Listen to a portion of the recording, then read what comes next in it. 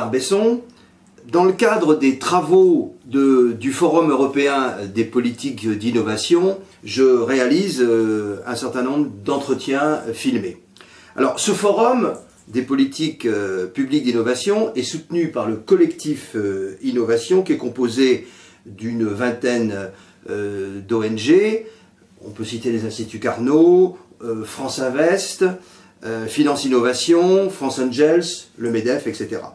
Alors, j'ai tenu à t'inviter, parce qu'on se connaît déjà depuis une vingtaine d'années. Alors, tu le sais, j'avais créé en 1998 un cercle sur l'intelligence économique au MEDEF Clichy-le-Valois-Neuilly, cercle que j'avais animé seul pendant 3 ans. Bon. Puis, avec son président de ce MEDEF, Louis Ozer, nous avons migré vers le MEDEF Paris, et pour créer le cercle d'intelligence économique du MEDEF Paris. Et là, on a fait appel à un certain nombre d'experts, dont toi, qui a eu un rôle prééminent dans ce cercle d'intelligence économique du MEDEF Paris. Puis rappelle-toi, il y avait également Christian Arbulot, qui a fondé l'école de guerre économique, Philippe Clerc de l'Assemblée des chambres de commerce, etc. Bon, alors donc, on ne présente plus Bernard Besson, tu fus le bras droit d'Alain Juillet, qui a été le premier haut responsable d'intelligence économique, suite au rapport Carayon qu'avait commandé Jean-Pierre Raffarin. Et il faut le dire, le rapport Carayon s'est quand même largement inspiré des travaux que nous avions fait justement dans ce cercle du MEDEF Paris. Bon. Donc en fait, tu as été le bras droit d'Alain Juillet, particulièrement en charge d'un élément très important qui a été le premier référentiel de formation universitaire, et également tu avais des responsabilités dans le domaine des PME en termes d'intelligence économique. Nous sommes d'accord? Tout à fait d'accord, Christophe. Bien, alors, moi, mon constat en 1995, j'étais pas débutant, j'avais déjà une expérience professionnelle, je me suis dit, on est rentré dans un monde pour lequel on n'a pas été préparé. En 1900, au milieu des années 90, il y avait 2 éléments importants qui sont l'irruption de 2 phénomènes. Un du champ géopolitique, qui était la mondialisation avec son corollaire, la financiarisation, et l'autre d'un champ technologique qui était en fait l'émergence d'Internet. En fait, on était face à une révolution industrielle et qui avait été amorcée en 1980. C'était la 3e révolution industrielle, après celle de 1780 et de 1880. 1780, l'intrant dans l'économie était la vapeur. 1880, l'intrant dans l'économie était l'électricité. 1980, l'intrant, c'est la donnée. J'ai eu l'immodestie d'inventer un mot qui s'appelle l'oclonomie, c'est plus de l'économie. Oklos en grec, ça veut dire la multitude, c'est le règne de la donnée à l'ère de la multitude. Nous passons d'un système de main-d'œuvre, avec des entreprises pyramidales hiérarchisées, à un système de cerveau d'œuvre, avec des connexions qui permettent de la création de valeur. La réalité, la création de valeur, elle se fait même à l'extérieur de l'entreprise. Donc ça remet en question, notamment les problèmes d'innovation, et ça remet en question énormément de choses. Alors, pour voir clair là-dedans, moi j'ai considéré vraiment que le travail que tu avais fait avec la création du référentiel de formation était tout à fait remarquable. Puisque, en fait, si je parle sous ton contrôle, cette définition de l'intelligence économique à la française, qui n'a rien à voir avec la business intelligence, qui est beaucoup plus complète et beaucoup plus stratégique à mon avis, eh bien, et donc qui avait été demandé par Alain Juillet, quand il a été nommé en 2005 haut responsable à l'intelligence économique. Le premier pilier, il se consacre à l'information. En fait, il y a un système de raffinage de l'information, comme on raffinait du pétrole dans la deuxième révolution industrielle. Le second pilier de l'intelligence économique, c'est la valorisation et la protection du capital immatériel. Et le troisième pilier, c'est l'influence. Alors, au niveau de l'entreprise, c'est l'intelligence économique offensive. Au niveau d'un État, c'est la politique nationale d'intelligence économique. Donc, si on zoome sur ce premier pilier, eh bien, en fait, rien de moins qu'à annoncer ce nouveau paradigme de la troisième révolution industrielle avec la data, avec la donnée, avec l'information au cœur du système. Donc, je voudrais te demander ton avis, et il me semble que c'est complètement lié à la notion de la façon de recomprendre, dans ce contexte de cette révolution industrielle, l'innovation. Qu'en penses-tu? Oui, Christophe, d'abord merci d'avoir rappelé de manière synthétique et tout à fait pertinente l'environnement global de ce qui nous occupe aujourd'hui. Et merci également pour tout le travail que tu as fait, notamment dans les différentes associations et dont j'ai été témoin en tant qu'acteur de la politique publique. Merci. Donc, ce que l'on peut dire, c'est que ce dont nous allons parler maintenant, c'est-à-dire l'innovation, s'inscrit très logiquement dans la maîtrise des données, que tu viens également d'évoquer avec un terme nouveau qui me plaît beaucoup, parce qu'il resitue bien les problèmes de notre époque. Et donc, l'intelligence économique, elle sert aussi à innover, à faire des choses qui n'existaient pas hier, à rendre nos entreprises plus agiles, et en montrant à ces entreprises qu'elles ont tous les moyens et que ça ne coûte rien, hormis quelques aptitudes et quelques attitudes qu'il faut encourager pour devenir innovantes, pour qu'à terme, l'Europe ne devienne pas une terre de désertification sur ce plan-là et ne pas laisser l'innovation à d'autres dans le contexte économique d'aujourd'hui. Parfait. Alors, moi je me souviens, je sais que tu es l'auteur d'un livre qui s'appelle L'intelligence inventive. Et ce livre, je suis très heureux parce que j'ai eu une dédicace, j'étais très content, à Christophe, compagnon et précurseur de notre IE. J'aime bien le terme notre IE à la française. Bon. Donc en fait, ce livre que tu as d'ailleurs coécrit avec Renaud Hull, qui est ingénieur dans le management justement de l'innovation et qui fut trésorier de la TRISE, notamment, qui est une association internationale qui, depuis très longtemps, s'intéresse à tous ces processus d'innovation. Alors, si j'ai bien compris, ce livre, il a pour objectif, en dehors des grands principes, de zoomer sur l'entreprise. On se dit, à la limite, bon, il y a beaucoup de discours. D'ailleurs, moi, dans le domaine de l'innovation, j'ai réfléchi et j'ai pris quelques articles sur la déconnexion entre l'innovation et la croissance économique. En fait, l'innovation et la croissance économique ne sont pas complètement liées. Si on prend un panorama historique excessivement large, on peut dire 3000 ans, 200 ans, 20 ans.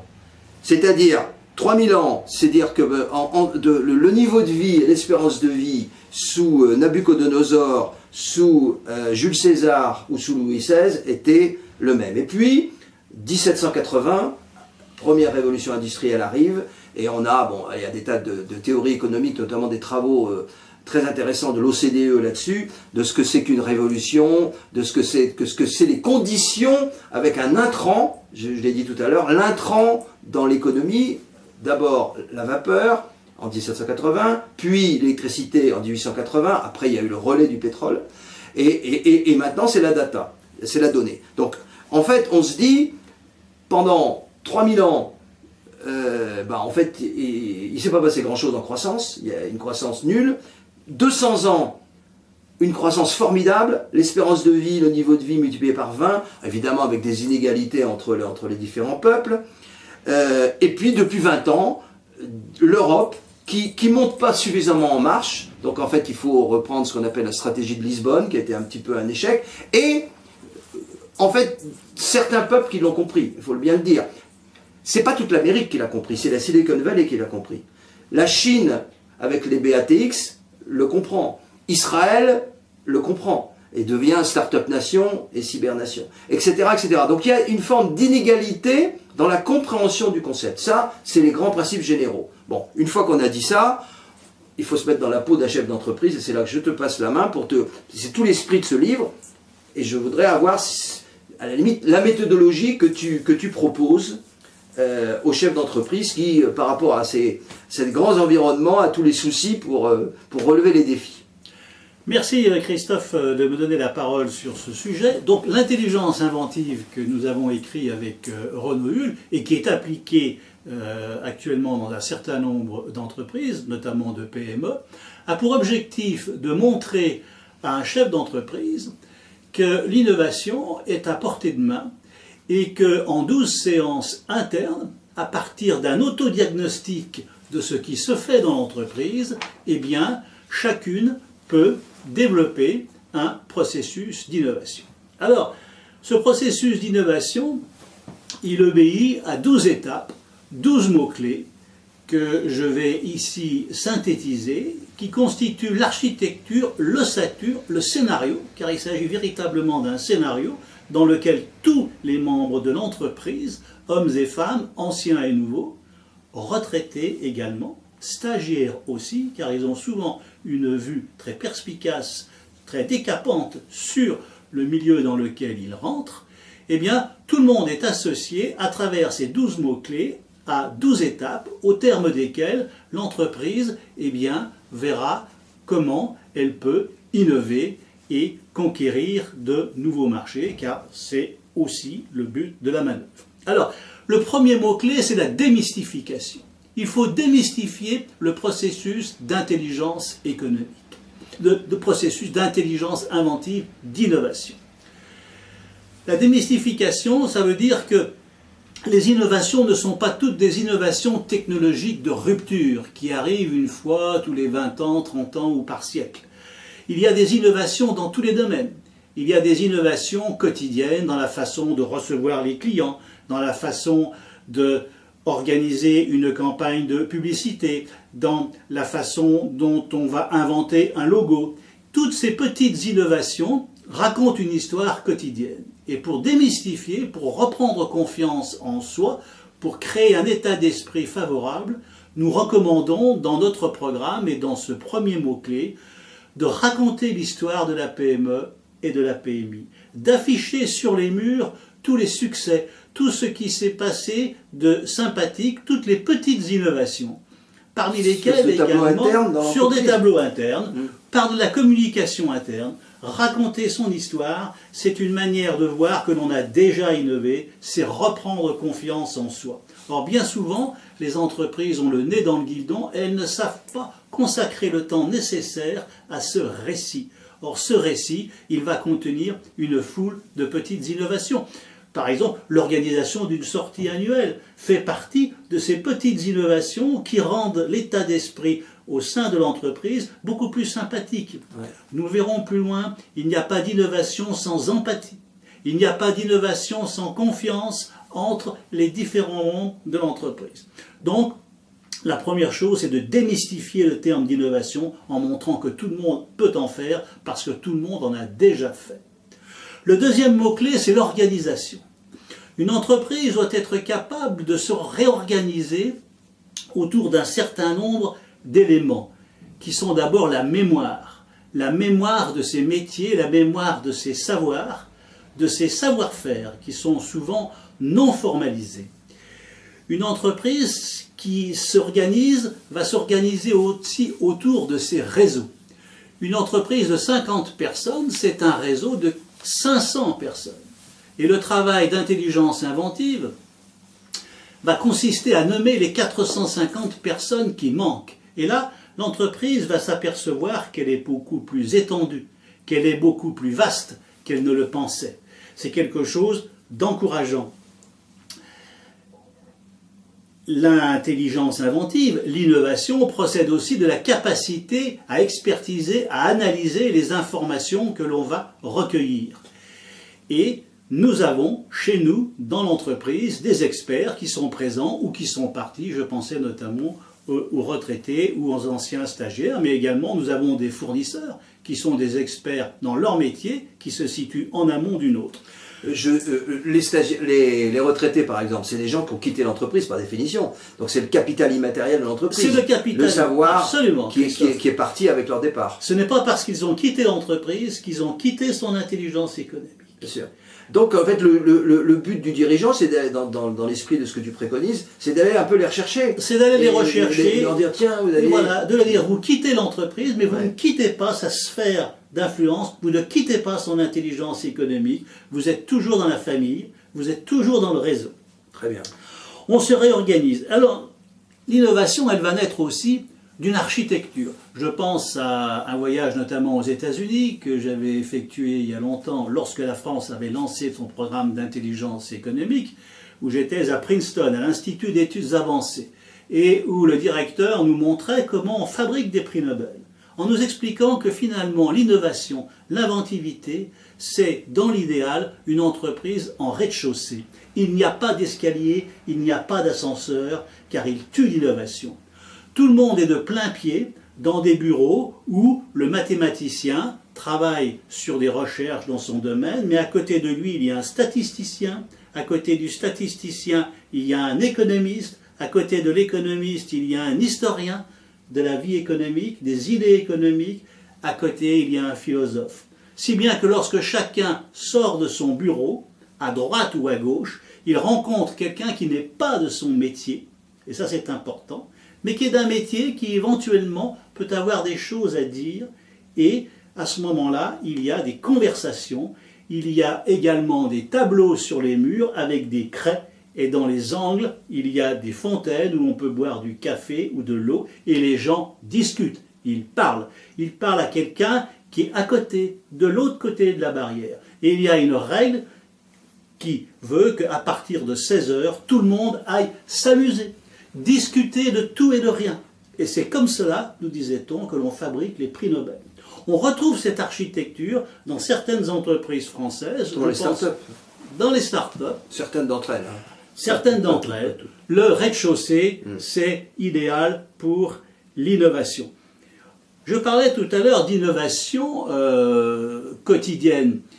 Je fais aussi allusion dans ce cadre-là à une entreprise française du nord de la France où l'on innove tout simplement avec une technique toute simple en jetant ils ont un escalier, ils ont un étage, sur les marches de l'escalier, tout le courrier professionnel qui est reçu par l'entreprise. Et le premier qui arrive prend un paquet d'enveloppes, va dans son bureau, ouvre au hasard et voit bien qu'il n'est pas le destinataire. Mais ce faisant, il se rend compte de ce que fait son collègue. Il va le voir et il lui dit « Tiens, je ne savais pas que tu faisais telle et telle chose.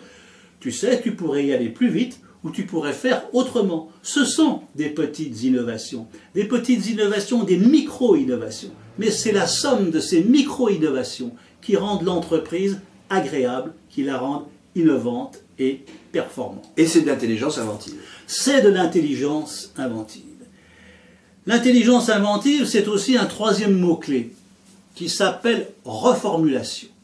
La capacité de reformuler sous le regard d'autres experts les projets, les problèmes qui sont ceux du jour.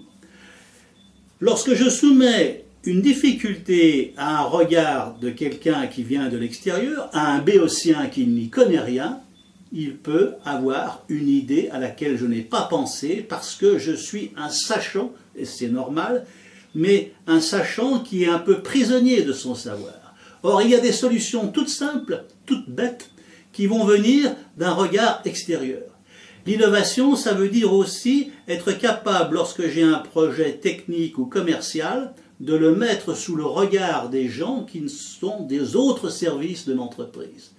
Si je brise les silos, si je brise les frontières entre les différents métiers et qu'à l'occasion d'un projet, d'une idée, je sollicite l'avis des uns ou des autres, eh bien mon comptable peut-être me dira des choses très intéressantes en matière de soudure ou d'assemblage de pièces auxquelles je n'avais pas pensé. Très astucieux. Donc, la reformulation sous le regard d'autrui, c'est quelque chose d'important parce que cela peut nous amener des idées.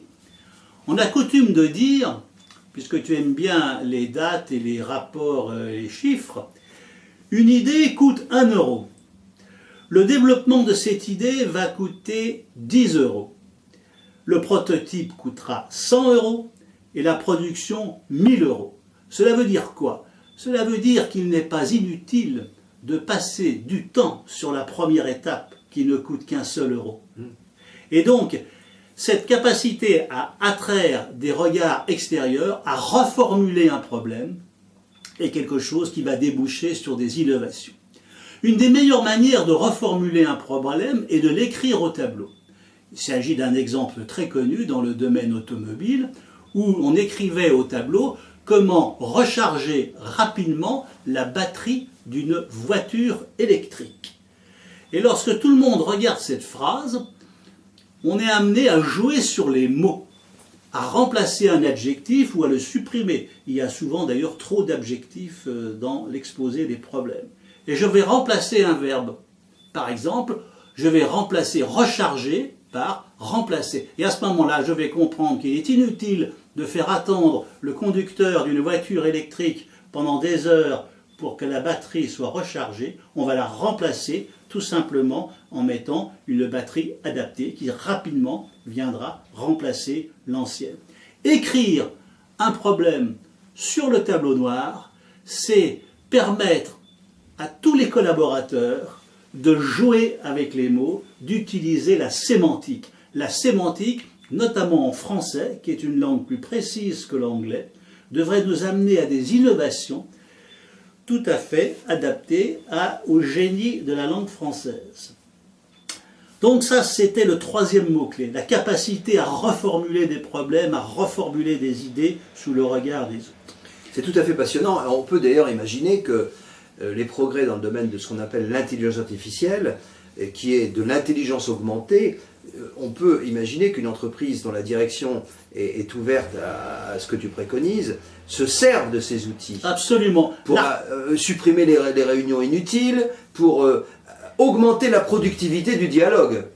On peut demander à l'intelligence artificielle, qui a la faculté de détecter par exemple des mots nouveaux dans des discours, la sémantique, oui. La sémantique, on peut très bien demander à l'intelligence artificielle de reprendre tous nos problèmes et de jouer avec les mots. Et ce jeu avec les mots va donner des idées. Et finalement, ce que l'on recherche, ce sont des idées. C'est ce qui compte le plus aujourd'hui dans le patrimoine immatériel, c'est les idées.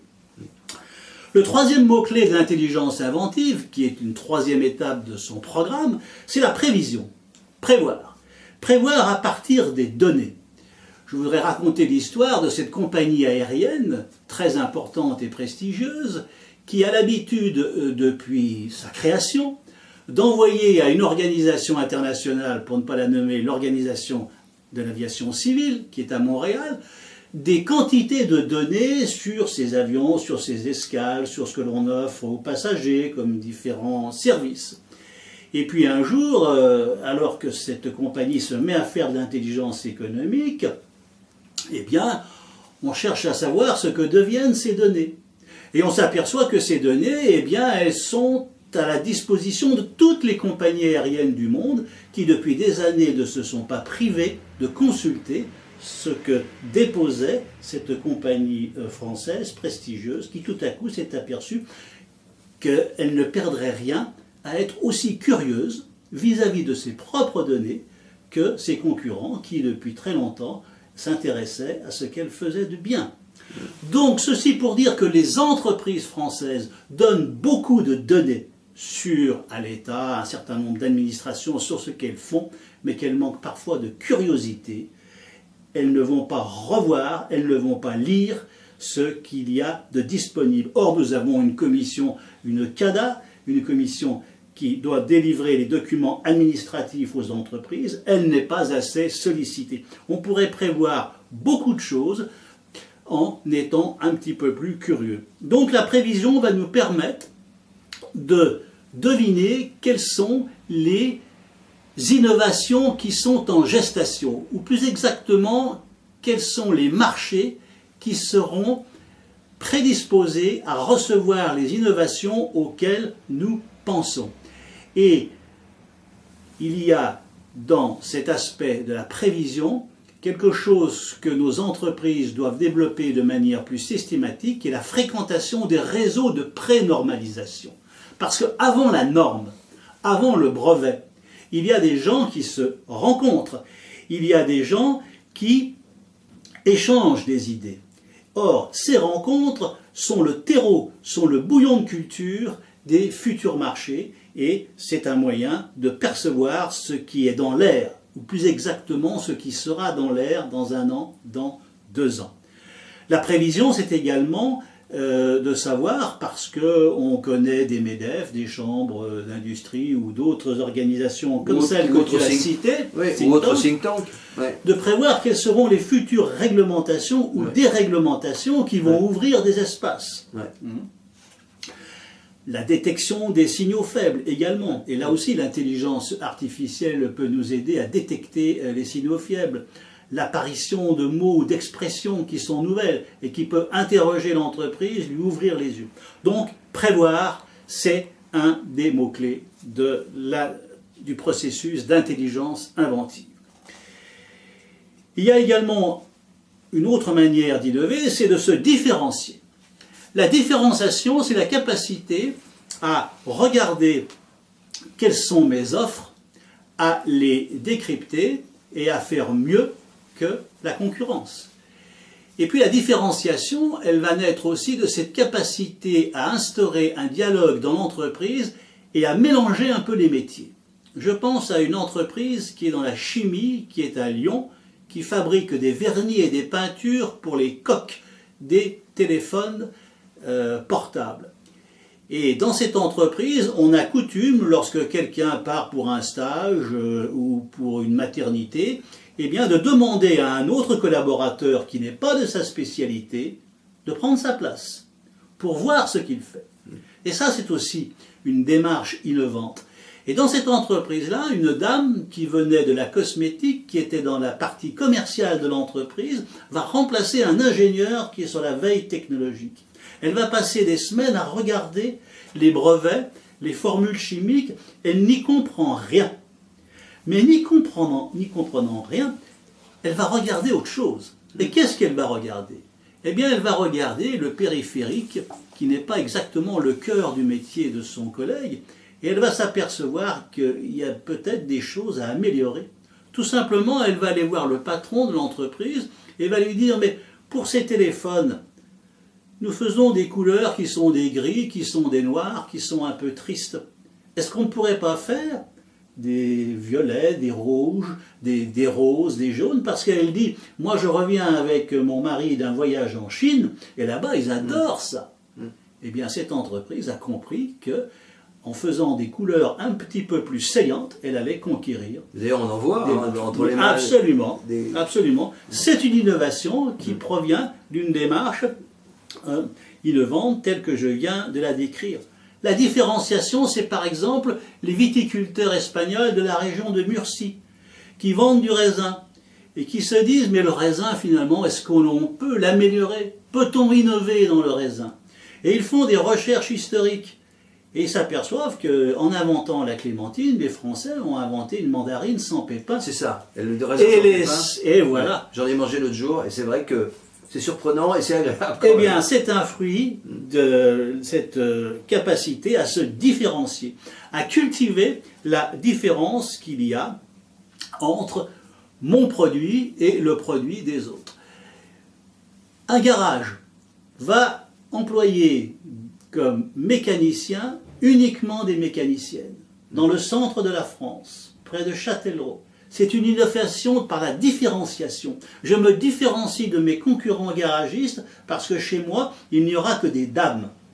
Et mes clientes, eh bien, beaucoup de femmes ont plus confiance dans le fait de confier leur voiture à une autre femme qu'à un homme. C'est une différenciation qui entraîne du succès. Donc cette innovation, elle va procéder d'une dissection presque chirurgicale de tous les produits que je fais, en me disant, mais est-ce que je peux faire plus lourd, plus léger, d'une autre couleur, différent, plus simple? Et donc, à force de décrypter, de chercher, je vais me différencier. La démarche d'innovation, c'est aussi la capacité à se diversifier. La diversification est un autre chemin, une autre voie inventive.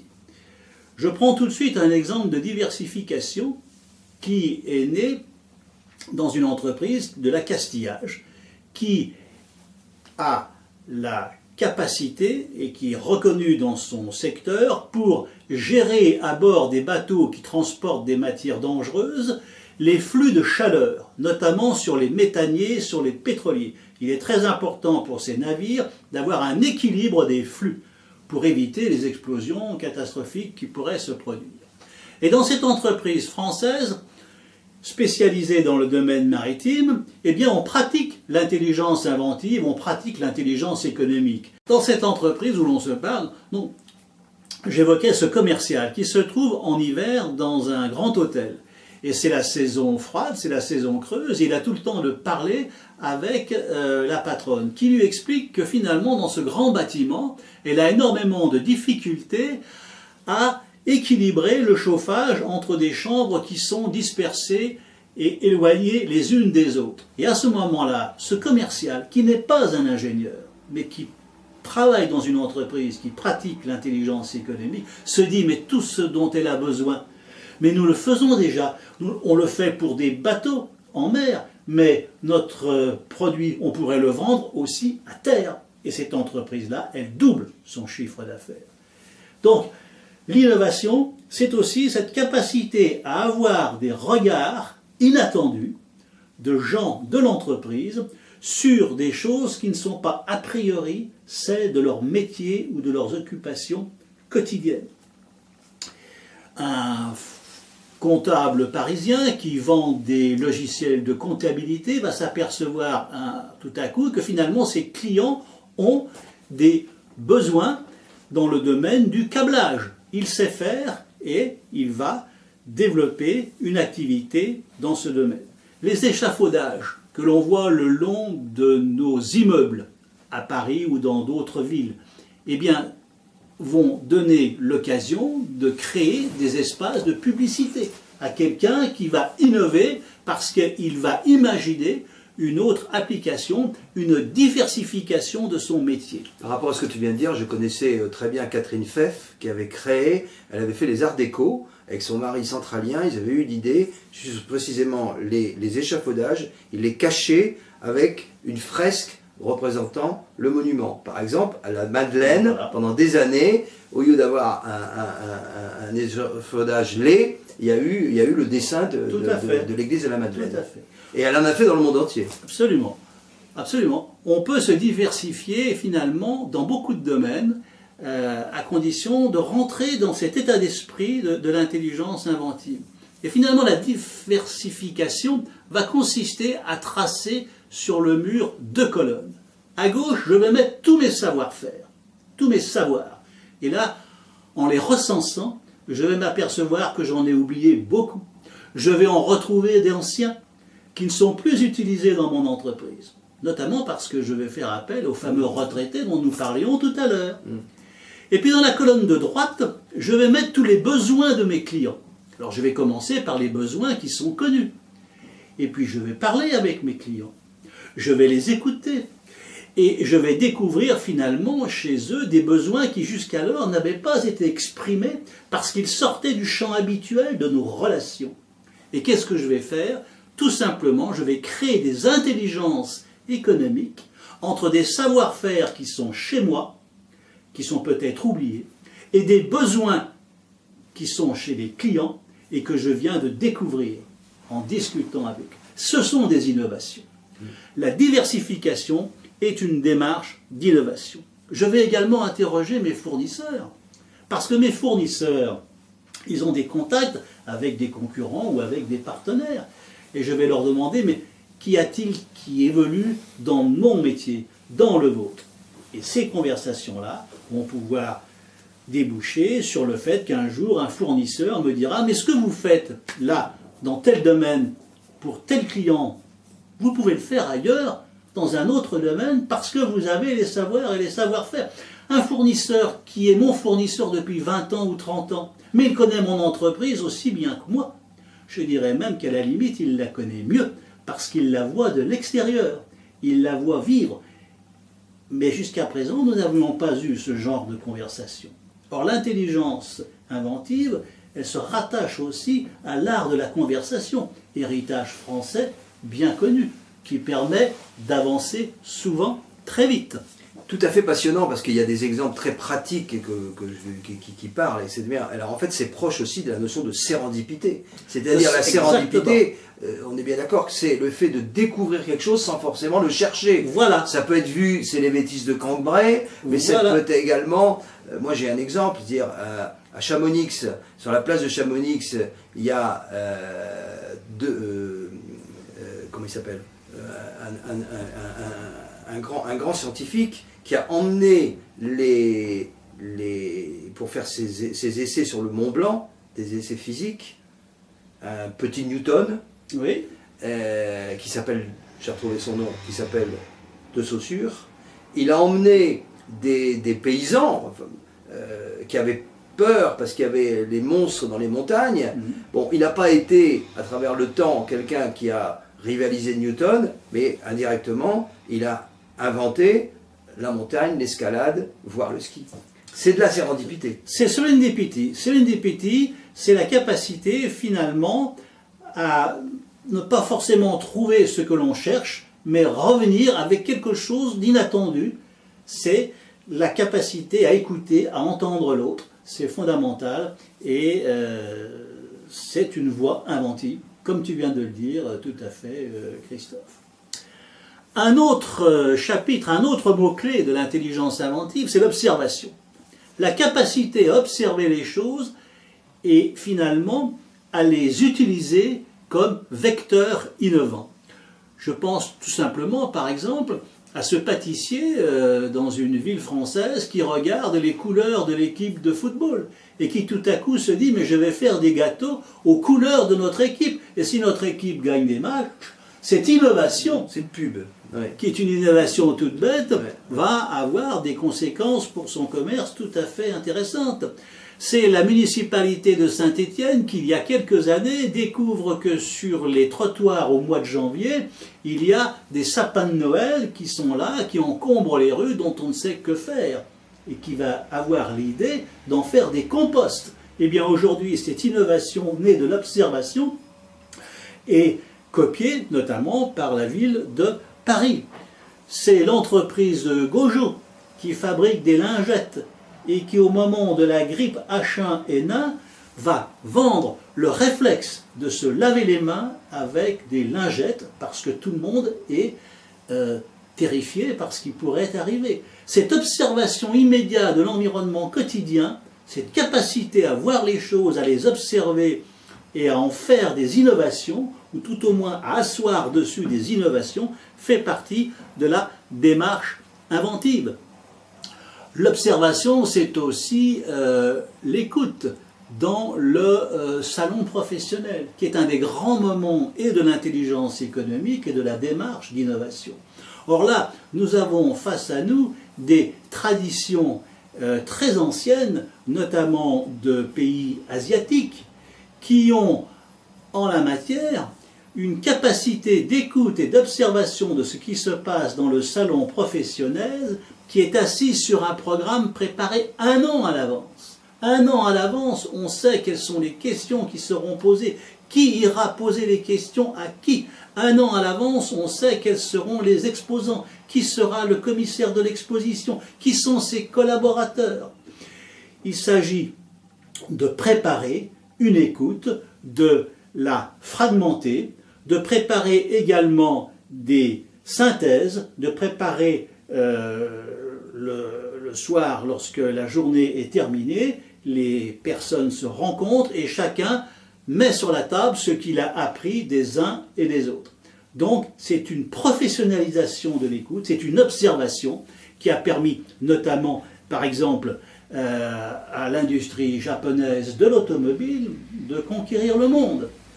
L'observation dans les moindres détails des pièces détachées et de leur parcours sur la planète a permis à Toyota, il y a très longtemps, c'est un des classiques de la littérature d'intelligence économique américaine, de devenir ce qu'elle est devenue. L'observation, donc, est une source d'innovation. L'anticipation est également une source d'innovation. On sait qu'il existe un darwinisme technologique comme il existe un darwinisme biologique. Tous les objets ont tendance à évoluer. d'une manière générale, les objets deviennent plus petits, ils se miniaturisent, ils se cannibalisent, c'est-à-dire que sur nos téléphones, nous avons des calculatrices, nous avons des ordinateurs, nous avons des baromètres, nous avons des thermomètres. Et donc finalement, il y a des grandes tendances technologiques qui permettent, si on les observe de près, d'anticiper ce que sera l'avenir de mes objets, voire de mes objets connectés demain. C'est l'exemple d'une entreprise qui est dans le domaine de la tondeuse à gazon. Cette entreprise qui fabrique des tondeuses à gazon en France a une veille technologique très sérieuse qui depuis l'origine regarde les brevets, regarde ce que fait la concurrence. Et cette entreprise au début, eh bien, elle s'intéressait aux tondeuses à gazon à essence. Et puis après, les tondeuses à gazon sont devenues électriques. Et puis le fil électrique a disparu pour obéir à ce darwinisme technologique que j'évoquais à l'instant. Et puis tout à coup, les tondeuses sont devenues des robots, parce que nous allons vers un monde de robots qui vont faire le travail tout seul. Le robot va dire aujourd'hui il fait beau, et bien finalement je vais tondre le jardin. Donc ma veille technologique est sans arrêt axée sur ces problèmes techniques. Et puis tout à coup, mon vrai concurrent, ce n'est pas celui qui a fabriqué un robot encore plus innovant que le mien. Mon vrai concurrent, c'est une ferme agricole du Morvan, un laboratoire qui vient d'inventer un gazon qui ne dépasse pas 2 cm. Et là, tout mon modèle technologique et économique s'écroule. Mais je suis dans une entreprise qui a fait de l'intelligence économique et de l'intelligence inventive. J'ai les réseaux, j'ai la mémoire, j'ai les données que tu évoquais, Christophe, qui me permettent de devenir agile. Et je vais changer de métier. Je ne vais plus tondre le gazon, puisque maintenant il ne pousse plus. Par contre, je vais le peigner, je vais le modeler, je vais devenir un artiste des espaces verts, publics et privés, parce que j'ai les réseaux, parce que j'ai les données, parce que j'ai la mémoire de mon environnement. Et pas simplement de mon environnement axé sur le cœur de mon métier. Je me suis élargi grâce à cette réorganisation que j'évoquais tout à l'heure. L'anticipation, c'est également l'anticipation de ce que seront les clients de demain. Le marketing s'intéresse déjà aux clients. C'est très bien. L'intelligence économique, l'intelligence inventive s'intéresse aux futurs clients. Par exemple, L'Oréal est devenu champion mondial de la cosmétique en s'intéressant, comme nous le disait Robert Salmon, qui s'occupait de l'intelligence économique dans cette grande entreprise, en s'intéressant par exemple aux gamines, aux jeunes filles chinoises. Il les observait parce qu'il s'intéressait... Salmon, c'est bien L'Oréal. L'Oréal, oui. Absolument. Il s'intéressait aux couleurs qu'elles appréciaient, au maquillage qu'elle tentait déjà d'utiliser. Parce qu'il se disait, mais ces gamines d'aujourd'hui, c'est demain la femme chinoise, avec un potentiel en termes de pouvoir d'achat de plus en plus conséquent. Donc, l'anticipation, c'est également la capacité à s'intéresser aux futurs clients, qui ne sont peut-être pas ceux d'aujourd'hui, qui ne sont peut-être pas ceux qui ont besoin de mes services aujourd'hui, mais qui demain pourraient avoir besoin de mes réseaux, de mes capacités relationnelles, parce que ça aussi, ça fait partie du patrimoine que l'on acquiert lorsque l'on fait de l'intelligence inventive, de l'intelligence économique. Il y a d'autres entreprises qui développent des observatoires du temps, qui par exemple s'intéressent aux bandes dessinées, parce que dans les bandes dessinées, elles voient quels sont les vêtements, les chaussures que les adolescents qui achètent ces bandes dessinées apprécient. Et elles se disent, mais finalement, lorsque ces adolescents seront plus âgés et qu'ils auront un pouvoir d'achat plus conséquent, eh bien ils retrouveront dans mes magasins des choses qu'ils ont vues. Et là, on touche à quelque chose qui relève un petit peu de l'inconscient individuel, de l'inconscient collectif, parce qu'on est capable de s'intéresser un petit peu en amont à ce que deviendront des gens qui aujourd'hui nous sont étrangers ou ne sont pas directement concernés par notre marketing. Donc, l'anticipation, c'est la capacité aussi pour une entreprise à imaginer quels sont les futurs problèmes complexes. Nous avons une dépendance grandissante, un vieillissement de la population, des problèmes de mobilité dans nos villes. Eh bien, l'entreprise innovante, c'est celle qui va, la première, dresser le tableau des problèmes complexes qu'une ville, un territoire auront à gérer, et qui tout simplement va te dire, mais finalement, mon business model, ce sera de faire le lien avec toutes les startups et les autres entreprises qui, ensemble et collectivement, pourront apporter des solutions à des problèmes complexes. Et toutes les associations et les institutions que tu as citées au début et qui participent à la politique française en matière d'innovation peuvent être associées dans la résolution de ces problèmes complexes. Là, il ne s'agit plus de créer une entreprise, il s'agit de créer des réseaux d'entreprises qui apporteront des solutions parce que chacune ont une partie de la solution, mais qu'ensemble, elles vont pouvoir faire des innovations qui, cette fois-ci, vont peut-être changer la nature de la vie dans un territoire, dans une municipalité. Ça s'appelle de la coopétition, c'est pas exactement. Et du travail collaboratif. Absolument, c'est du travail collaboratif, mais ça peut se prévoir à l'avance. Bien sûr. Justement, en repérant les problèmes complexes et en essayant d'imaginer quelles seront les solutions. Napoléon disait, c'est l'imagination qui gouverne le monde, je suis tout à fait d'accord avec lui, mais à condition de la commencer très tôt, cette imagination. Or, nous avons toutes les données qui nous permettent de dire, voilà les grandes difficultés vers lesquelles nous allons. La modélisation. La modélisation, c'est la capacité à passer d'un modèle à un autre, à partir d'un modèle, de faire différentes applications. Je pense à des alpinistes qui sont à la Défense l'été, parce que l'été, il n'y a pas d'activité dans les montagnes, et ils sont là et ils regardent des gens qui lavent les carreaux, les vitres des gratte-ciel. Et eux, ils se disent, mais si nous, avec nos techniques d'alpinistes, nous devions faire ce travail-là, nous le ferions plus vite, de manière plus sécurisée, et beaucoup plus efficace. Et ils se sont dit, mais pourquoi est-ce qu'une partie de l'année, nous n'appliquerions pas notre modèle d'alpiniste à un modèle de laveur de carreaux? Et ils ne l'ont pas regretté, parce que c'était mieux payé à la Défense de laver des carreaux que de grimper après des montagnes. Donc il y a des modèles. Il y a des modèles qui sont sous nos yeux. Il y a par exemple en Afrique un modèle en matière d'aération, d'air conditionné des bâtiments qui s'inspire des termitières. Dans certains pays d'Afrique, les termitières, parce que les termites ont su avant même l'humanité inventer des systèmes de refroidissement et de courant d'air qui sont indépassables sur le plan technique. Cette capacité à regarder ce que fait la nature innove, elle innove depuis des milliards d'années. Or, il y a un pan de l'intelligence inventive qui a à voir avec le biomimétisme. Nous sommes sur un livre écrit par la nature qui est plein de petites innovations. Les Chinois se sont intéressés à un scorpion qui avait cette capacité à résister à certaines tempêtes de sable qui n'arrivaient pas à abîmer sa carapace. Pourquoi les Chinois l'ont-ils fait? Parce que les Chinois ont été, à un moment donné, impressionnés par l'échec d'une tentative militaire américaine en Iran, où il y avait des prisonniers dans l'ambassade des États-Unis à Téhéran, et le président Clinton, à l'époque, a envoyé des commandos avec des hélicoptères pour aller les chercher. Et ces hélicoptères sont tous, les uns après les autres, tombés dans le sable.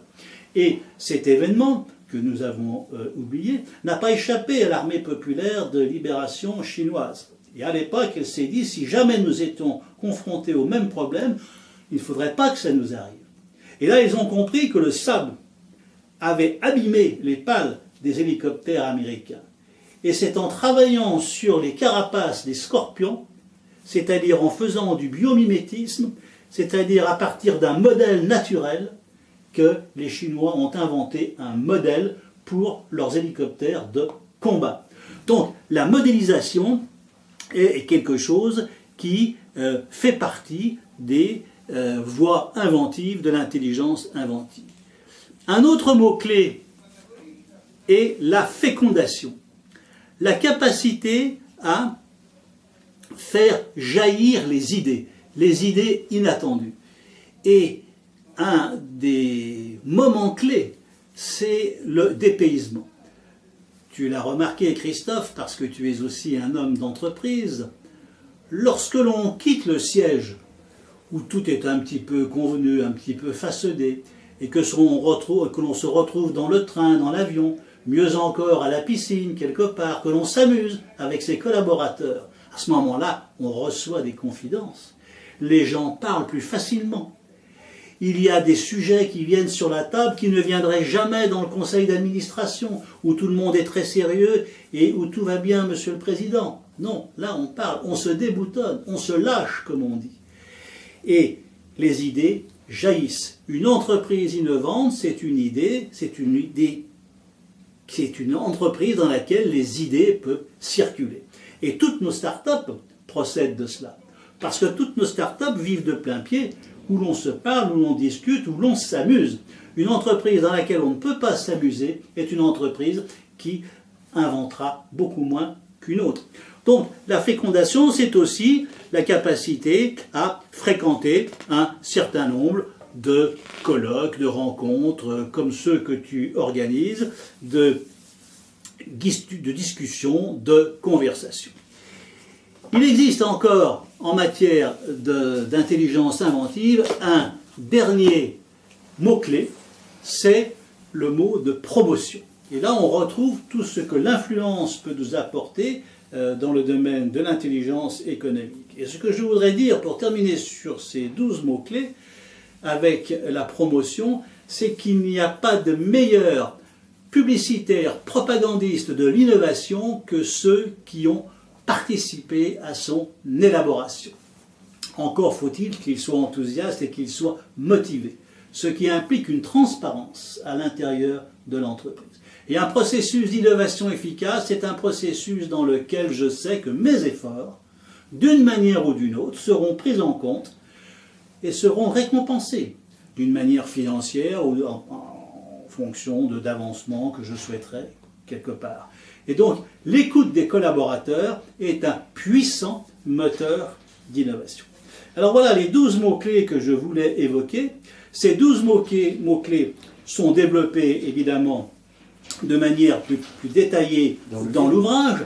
Et cet ouvrage est aussi un programme de management en 12 étapes qui vont réunir dans l'entreprise, autour du chef d'entreprise, ses collaborateurs.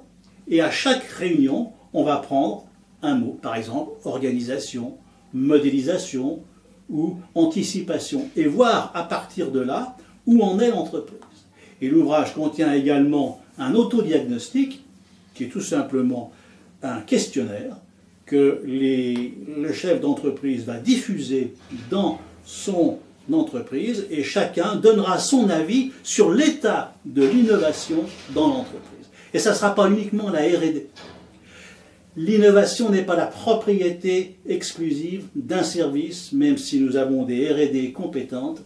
L'intelligence inventive s'adresse à tous les services parce que les bonnes idées peuvent venir de partout, à tout moment. Eh bien Bernard, félicitations, et tout à fait passionnant et avec des exemples pratiques. Donc en fait, on est bien d'accord que tout l'état d'esprit et toute la méthodologie de l'intelligence économique, tu l'as appliqué à l'innovation. De même qu'on peut appliquer l'intelligence économique à la gestion des risques, et ça devient de l'intelligence des risques. De même qu'il y a d'autres exemples. Donc c'est tout à fait remarquable et je t'en remercie. Ce livre, Intelligence inventive, est sorti en 2012. Depuis, ma question est, es-tu réaliste, optimiste, pessimiste? C'est-à-dire que le nombre d'entreprises françaises à équiper, à faire changer, on sait parfaitement, toi et moi, que la résistance au changement existe, que une forme de classicisme, de conservatisme existe. Donc cette attitude idéale de l'entreprise agile, de l'entreprise créative, de l'entreprise qui fait le bonheur de ses salariés. Malheureusement, on peut, je ne sais pas, il n'y a pas de mesures qui ont été faites, mais j'espère que l'idée fait son chemin. Qu'en penses-tu? Alors, l'idée fait son chemin. D'abord, je voudrais dire que nous sommes un pays particulièrement innovant. La France est un pays d'inventeurs, un pays de bricoleurs. Lorsque on nous regarde de l'extérieur, notamment lorsque les Chinois nous regardent, ils savent que nous sommes certainement un des pays, sinon le pays le plus innovant. C'est dans nos gènes, c'est dans notre nature. Dans le passé, on a connu l'époque Napoléon III, l'exposition universelle. C'est la qualité etc. de nos ingénieurs, c'est la qualité de nos universités, de l'enseignement universitaire en France, notamment dans ce domaine-là des technologies. Le problème, c'est que nous sommes un pays d'inventeurs, mais nous ne sommes pas gouvernés par des ingénieurs, contrairement à d'autres pays. Notamment la Chine. Notamment la Chine, qui est un pays gouverné par des ingénieurs. Ça, c'est le premier problème. Nous avons aussi, et tu le disais, une législation, une fiscalité qui sont de plus en plus favorables à l'innovation, qui sont de plus favorables aux entreprises innovantes. Et ça, il faut le dire parce que c'est très bien. Après, est-ce que nous avons une stratégie politique nationale et européenne capable de doter ce vieux continent des géants dont il a besoin? C'est un autre problème. Et là, je suis moins optimiste. Je suis moins optimiste parce que notre Union européenne, finalement, elle organise la concurrence au sein de l'Union, sans parfois se rendre compte que finalement c'est l'ensemble de la planète qui est concernée et que les Chinois ne s'intéressent pas à la concurrence, à limiter la concurrence interne, mais ils vivent dans un univers comme les États-Unis. Donc je pense que l'Europe est un nain politique et que de ce fait elle est handicapée par rapport aux États-Unis, à la Chine et à d'autres qui eux sont des géants politiques. L'Europe est une construction réglementaire, juridique. Elle n'a pas, je dirais, encore la dimension politique qui lui permettrait d'accompagner toutes ces entreprises innovantes vers un succès mondial. Tout à fait d'accord. D'ailleurs, l'autre jour, tu as fait une conférence tout à fait remarquable dans le cadre des lundis de l'IE, qui sont devenus d'ailleurs les lundis de la cybersécurité. On peut d'ailleurs considérer que ces lundis de l'IE qui sont dirigés par Gérard Pélix de Forum Athéna, sont un petit peu ce qui a succédé aux travaux qu'on a fait au MEDEF Clichy-le-Vol-à-Neuilly, puis au MEDEF Paris. Pourquoi? Parce qu'il y a une personne qui s'appelle Béatrice Laurent, qui était l'assistante de Louis Ozer que j'ai cité, et qui a repris le flambeau via le MEDEF.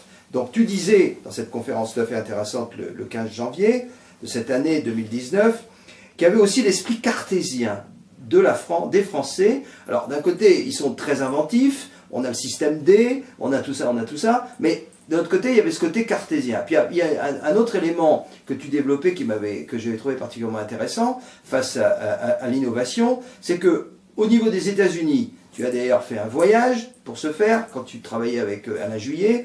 La réalité, c'est qu'on dit les États-Unis, c'est un pays du libéralisme, mais ils savent aussi être keynésiens, ils savent aussi avoir un État. Alors on dit, oui, la Silicon Valley, ça existe, mais il y a une phrase qui dit, à la limite, ils ont démarré dans un garage, mais le garage a très vite été sur le pont d'un porte-avions. C'est-à-dire que engagement du militaire, voire engagement des services secrets. Bon, tu parlais de l'exemple d'une pépite, d'une start-up qui avait été repérée par la CIA, et à la limite, tu disais que ce n'était pas forcément la culture de la France de le faire, c'est bien ça? Tout à fait. Les États-Unis sont un pays qui pratique ce qu'on appelle le protectionnisme intelligent, c'est-à-dire qui ne se voit pas, qui ne s'affiche pas forcément, mais qui est redoutablement efficace. C'est qu'à l'instar d'autres nations, un pays nationaliste qui a une claire vision des intérêts stratégiques de la nation et qui entend bien que ces intérêts stratégiques demeurent prééminents. C'est un peu le cas aussi de la Russie, de la Chine. C'est moins le cas en Europe où nous sommes beaucoup plus libéraux. Et effectivement, là c'est une dimension politique qui ne rentre pas forcément dans le cadre de l'intelligence inventive et d'innovation, mais on ne peut pas en faire abstraction. On ne peut pas en faire abstraction parce que à la si limite, les entreprises sont dans un bain global. Si nos innovations ne sont pas portées par une bien politique européenne, eh bien elles partiront. C'est-à-dire que ces brillantes start-up, ces brillants inventeurs du monde seront rachetés. Dès qu'ils vont c'est déjà le cas. Et voilà, dès qu'ils vont atteindre une taille suffisamment critique, eh bien ils partiront parce qu'on leur fera des offres intéressantes. Eh bien, Bernard, merci beaucoup. Il y a tant et tant à faire, tant et tant à dire. Quel défi, et merci beaucoup de ce travail. Voilà.